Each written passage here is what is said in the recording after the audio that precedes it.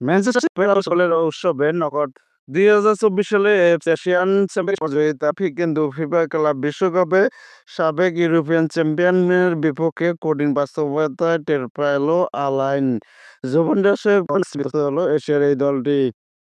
English club city আলাইনকে হারিয়ে শেষ ১৬ জায়গা করে নিয়েছে, সেই সঙ্গে জায়গা নিশ্চিত হয়েছে জুভেন্টাসেরও। আজ জি গ্রুপের খেলা আলাইনকে ৬-০ গোলে উড়িয়ে দিয়েছে সাবেক উয়েফা চ্যাম্পিয়নস লিগ জয়ী ম্যানচেস্টার সিটি।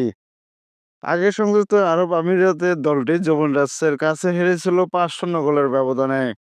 আজ সোমবার আটলান্টার মার্সিডিজ বেঞ্চ স্টেডিয়ামে ম্যানচেস্টার সিটির হয়ে ২টি গোল করেন ইলকাই গুনদোয়ান এবং ৩৪ বছর বয়সী এই জার্মান মিডফিল্ডার ম্যাচের ৮ম মিনিটে কর্নার থেকে শুরু হওয়া আক্রমণের এক পর্যায়ে বক্সের বাইরে বল পেয়ে চিপ করে গোলকিপারের মাথার উপর দিয়ে বল দূরের পোস্ট দিয়ে জালে পাঠান। পরের ম্যাচে দ্বিতীয়ার্ধে ৩টি গোল করে ম্যানচেস্টার সিটি, এর মধ্যে ৭৩তম মিনিটে গুন্দোয়ান, ৮৪তম মিনিটে অস্কারভ আর ৮৯ মিনিটে রায়ান চরকি গোল করেন।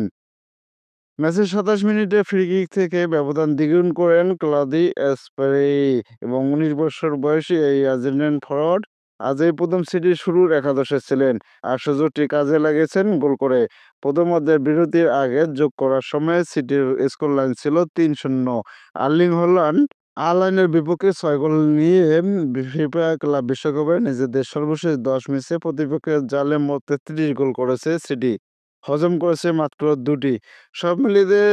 সব মিলিয়ে জি গ্রুপের পয়েন্ট তালিকায় ২ ম্যাচে ৬ পয়েন্ট নিয়ে গোল ব্যবধানে শীর্ষে ম্যানচেস্টার সিটি, সমান পয়েন্ট নিয়ে গোল ব্যবধানে পিছিয়ে জুভেন্টাস। আলাইন ও উয়াদ দুই দলেই প্রথম ম্যাচে হেরে যাওয়ায় গ্রুপ পর্ব থেকে বিদায় নিশ্চিত হয়েছে তাদের। শেষ ১৬ জায়গা করেছে সিটি এবং জুভেন্টাস। গ্রুপে নিজেদের শেষ ম্যাচে দুই ইউরোপীয় পরাশক্তির মুখোমুখি হবে ২৬ জুন।